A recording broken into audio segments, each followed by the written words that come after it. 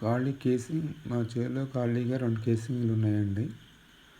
ఒక 10 సంవత్సరాలు 10 సంవత్సరాలు 5 సంవత్సరాల క్రితం 2 బోర్లు వేసాము. అవి ఫెయిల్ అయ్యి ఖాళీగా ఉన్నాయి. వాటికి నీళ్లు పంపటం జరిగింది ఈ విధంగా చేసి. కేసింగ్కి ముందు ఒక 1.5 ఫీట్ లోతు కాలువ బడిలో నుంచి కేసింగ్ వరకు తీసుకొచ్చానండి.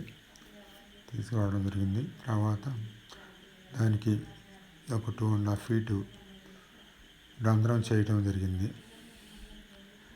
రంధ్రం చేసి ఆ రంధ్రంలోకి నీరుని పంపడం జరిగింది. ముందు బురద నీళ్లు పోతాయి కాబట్టి ఒక అర్ధ గంట సేపు ఒక సంచిలో మట్టి వేసి మూట కట్టేసి అక్కడ పెట్టాలి. ఒక అరగంట తర్వాత ఆ మూట తీసేస్తే తేట నీరు బోర్లోకి కేసింగ్లోకి పోతూ ఉంటుంది. వానాకాలం గత 2 సంవత్సరాల నుంచి ఈ విధంగా చేస్తామని నేను జూన్, జూలై, ఆగస్టు నెలలో ఈ విధంగా వాటర్ కేసింగ్లోకి పంపడం జరుగుతూ ఉంది. ఇది చేయటం వల్ల వ్యవహరించి ఈ విధంగా చేస్తున్నాను. చేయటం వల్ల పక్క బోర్లో నీళ్ళు మా బోర్లో నీళ్ళు కొద్దిగా పెరగడం జరిగింది. ఈ విధంగా ముందు మనం చేసిన తర్వాత ఒక 10 నిమిషాలు బాగా పోతాయండి నీళ్ళు దడ. తర్వాత స్లోగా పోతాయి. ఇప్పుడు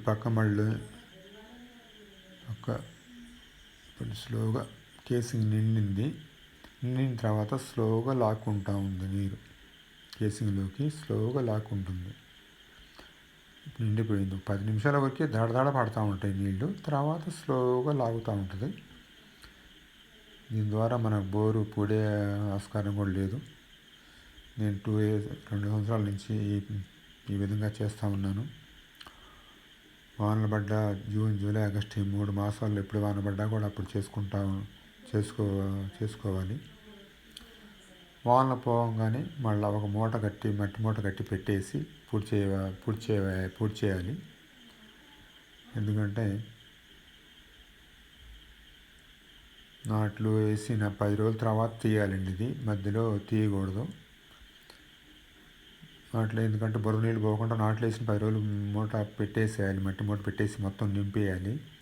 తర్వాత మనం నాట్లు వేసిన 10 రోజుల తర్వాత తీసుకోవాలి. ఇట్లా పక్క పొలాల్లో వానలు పడ్డప్పుడు ఇలా గళ్ళు తీసుకుని బోరు మళ్ళీలోకి మనమైతే ఏ కేసింగ్ ఉందో ఆ మళ్ళీలోకి ఇలా గళ్ళు తీసి మన పొలంలో నీళ్లు వాన పడ్డప్పుడు పంపించాలి. ఆ గండి ద్వారా ఒక మళ్ళీలోంచి ఈ గండి ద్వారా ఇంకో మళ్ళీలోంచి నీళ్లు ఆ కేసింగ్ ఉన్న మళ్ళీలోకి పంపడం జరుగుతూ ఉంది. అట్లా వాన ఆ 3 మంత్స్ జూన్, జూలై, ఆగస్టు 3 నెలలు మనం ఈ విధంగా చేసుకోవాలి.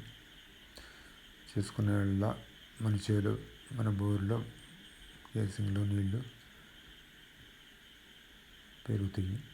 దీని ద్వారా మనకి ఎండాకాలం టైట్ లేకుండా రైతుకి పక్క బోర్లకి నీరు కొద్దిగా అందుతాయి కాబట్టి మనకి నీళ్ళు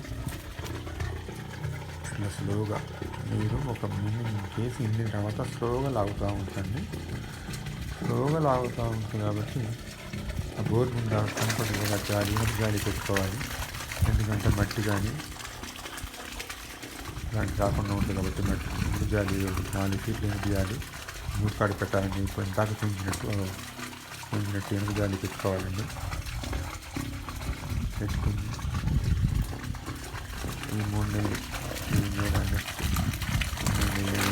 వానలు పోసుకోవాలండి. వానలు పోగానే ఒక మట్టి మూట పెట్టేసి మళ్ళీ మట్టి నింపేసుకోవాలండి.